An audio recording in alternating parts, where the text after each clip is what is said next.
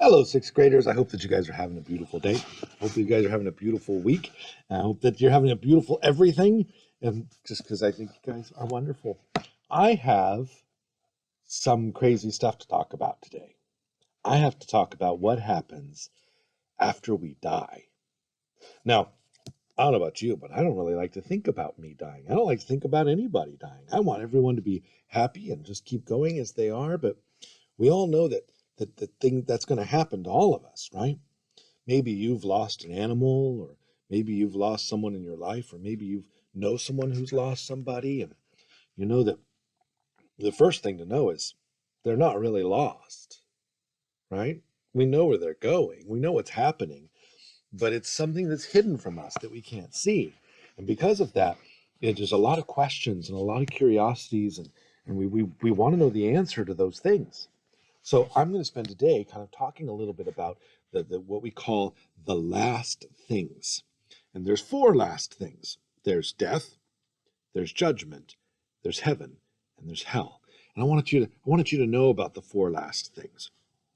Now, when we die, um, the first thing that happens is, well, of course, our body dies and our spirit leaves our body, right? And when our spirit leaves our body, um, I want to make sure you understand that that's a temporary thing, that you're not going to live forever without a body, that you're going to get a body back, right? So at the end of the world, after the whole thing is done, we'll end up with our bodies again, and your soul is meant to have a body with it. And we know this because we look at Jesus's resurrection and his ascension into heaven. Jesus resurrected with a body, and he went to heaven and he took his body, right? So we're going to have bodies too. Think about it. My spirit, my soul doesn't really know how to communicate very well without a body. For example, if I'm going to tell you how much I love you, I might give you a hug. I might smile at you. I might use my mouth to tell you that I love you. Like we're body spirit creatures. And so us not having a body is not comfortable. It's not the way we're really supposed to be. Sometimes we think of heaven or hell as like a disembodied thing. Like I'm going to be a ghost. No, no. You're going to have a body. Now, at first, you're going to be just your spirit, but you'll have your body later. And we'll talk about what that means in a minute. So, um, the bodies of the just will rise. Now, this is important. There's not, Jesus isn't the only one who went to heaven and took their body with them. For example, we have the Blessed Virgin Mary. She was assumed into heaven. She took her body with her into heaven. Think about it. The body that held Jesus in her womb for 9 months. The body that whose arms held the baby Jesus and laid him in the manger. The arms that held the Jesus that had died on the cross after he was brought down. Those arms, those arms can't draw it away. Those arms belong in heaven. And Mary, our Blessed Mother, is in heaven with Jesus, bodily as well as spirit. We actually see this in the Bible. In the book of Revelations, it talks about the woman clothed with the sun, and she has feet and hands and wears a crown. She has a body, right? So our Blessed Mother has a body in heaven. Has the body of any human person ever been raised from the dead and taken into heaven? Oh, yes, we just did that. Will the bodies of people who aren't going to heaven, will they get their bodies too? And the answer is yes, everybody. We all are going to get our bodies back. Every one of us. We're meant to have bodies. Whether we go to heaven or, God forbid, whether we go to hell, we're still going to have our bodies, right? So we have two kinds of judgment. We have a judgment called the general judgment, and we have a judgment called particular judgment. So here's how it works. When you die, you're going to be judged.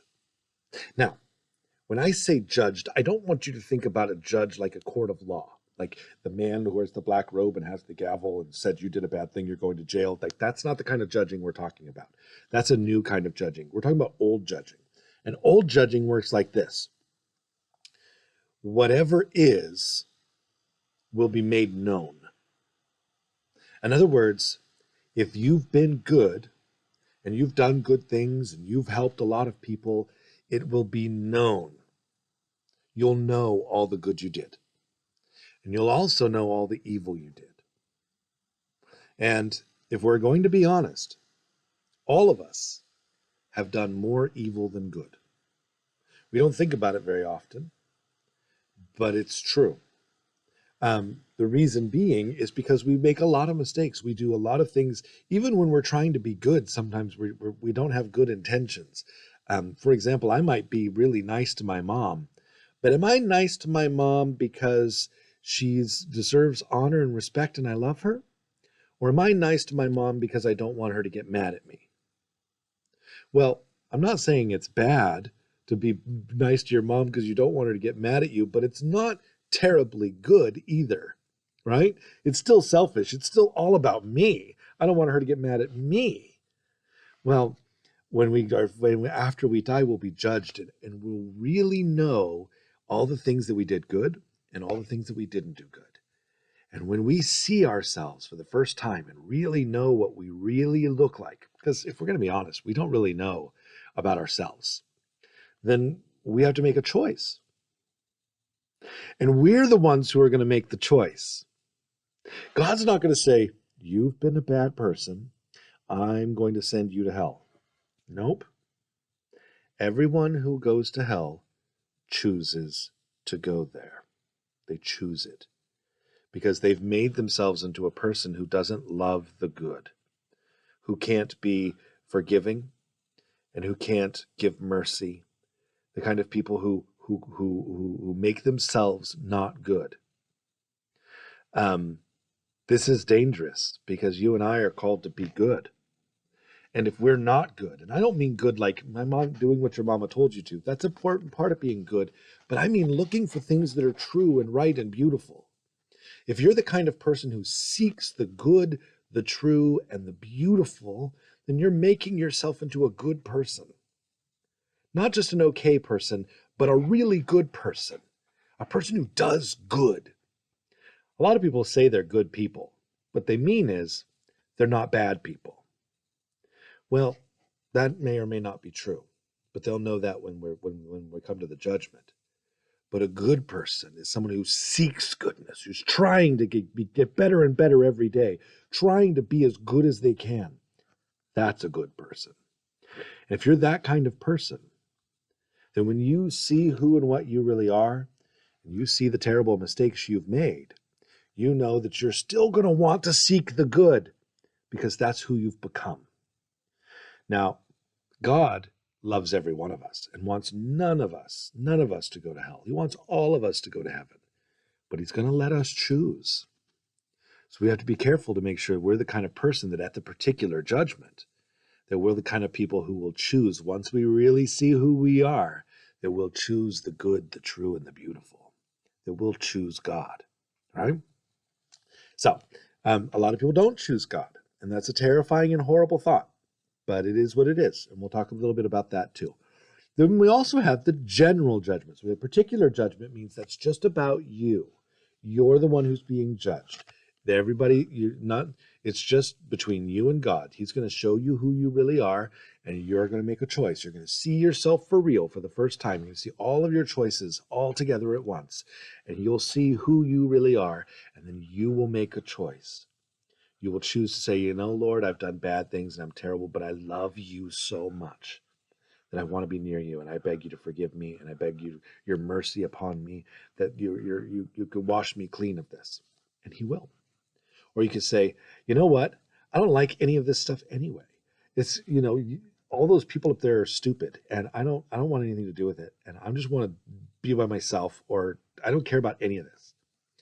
Well, that's a choice too, So then we have the general judgment. The general judgment's where everybody's judged, and this one's different because the general judgment isn't just about me, it's about all of us. So I will get to know everything that everyone else has ever done. And they will get to know everything that I've ever done. All the things, all the good things, all the bad things, all the middle things, we'll know it all. I will know everything that we did. Why? Because justice demands it. If I have bad traits, things that are bad about me, but they're not my fault. They're because of the way my mother raised me. Well, then I have a right to know that. I have a right to know that this part of me wasn't my fault. And if I affect other people, they have a right to know how I affected them. So because of this, we have to know everything. We have to know everything. And this is called the general judgment. So we'll get our bodies back and we will judge, and God will show the events of every single person's life, everybody's, to everyone, which means that every single thing you do will become knowledge held by everyone. It's an important thing to remember. Everything you do, ever, one day, will be known by everyone in the world. Sometimes we think our actions are private. Well, they are in this world.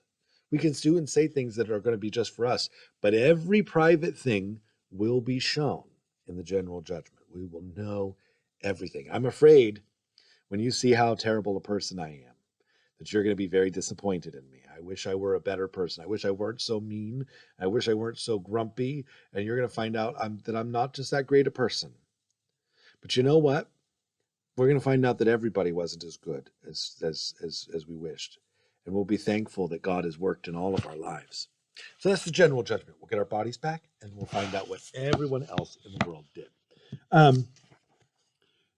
want to talk a little bit about heaven, purgatory, and hell.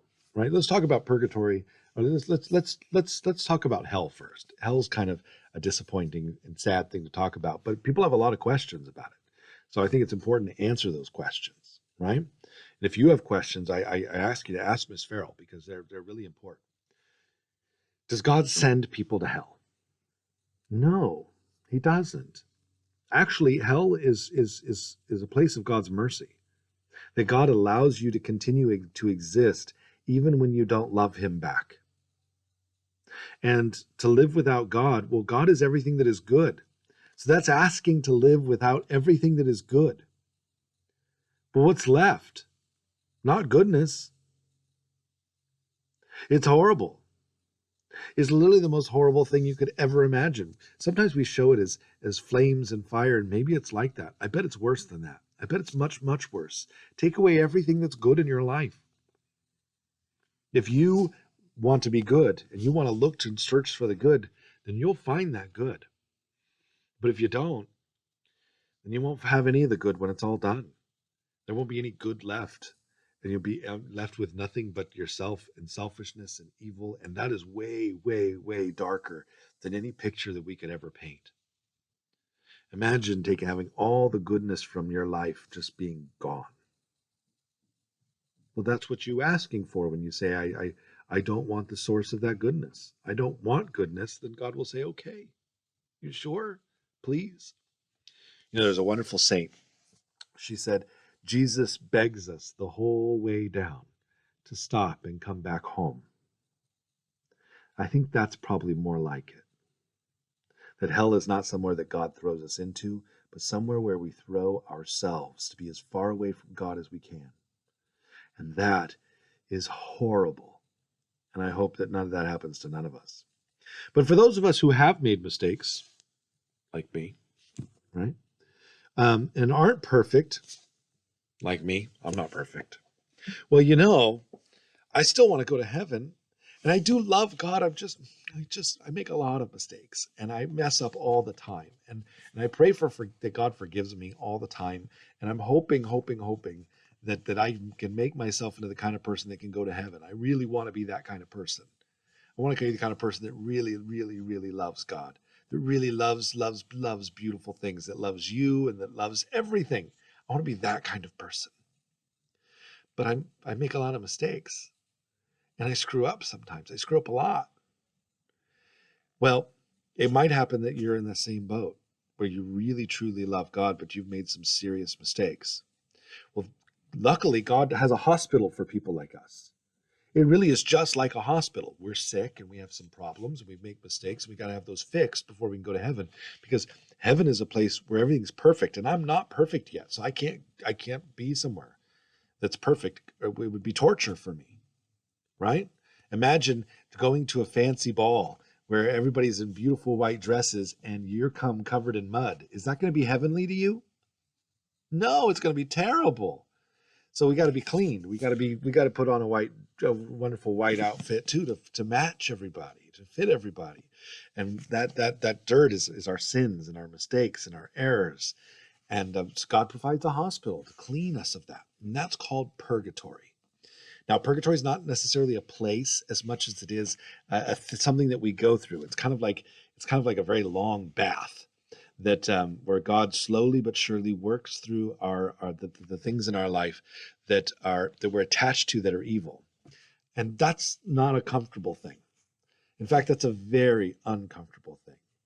Um, for example, I have a real problem. One of my terrible things is I am a bit gluttonous when it comes to cherry Pepsi. Like, I love cherry Pepsi so much, and I just keep drinking it. And I know it's not good for me, and I do it anyway.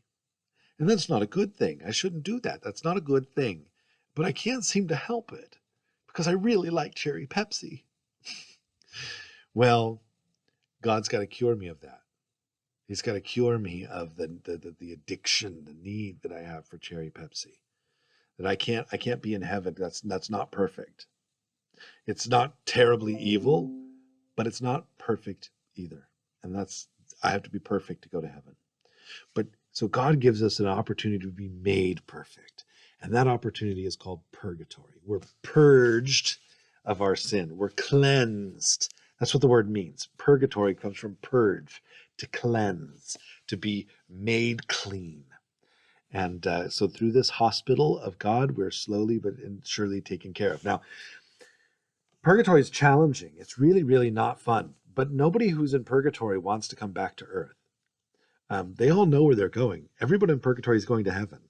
They might have a lot of sins to pay for, but they're all going to heaven. So they don't want to come back here. They want to go move closer to heaven. So don't get me wrong, it's not fun because going through a cleanse is not fun. Just ask your mom or dad. Cleansing, not fun. But it's they're all pointed in the right direction. Heaven, what is heaven like? Now that's a place to end. What is heaven like? Heaven. Heaven is what you think what heaven is the glorious and beautiful thing that you didn't know you wanted. Let me explain it this way. Have you ever wanted something really bad? Maybe you've wanted a toy. Maybe you've wanted an electronic device or a video game. Maybe you wanted a bike. Maybe you just wanted an ice cream cone. Have you ever wanted something really bad? Why? Because you thought it'd be good. Because you thought it would make you happy. And you know what? It probably did for a little while. Maybe even for a long while. But have you ever noticed that when you get the thing you want, that it's never quite enough? It's like you wanted that thing, but you want more. You want another thing. Like you knew that you would be so happy if you just had that thing, that everything would be perfect if you just had that thing. And when you got it, it wasn't perfect. It wasn't what you expected. You know, adults have the same problem.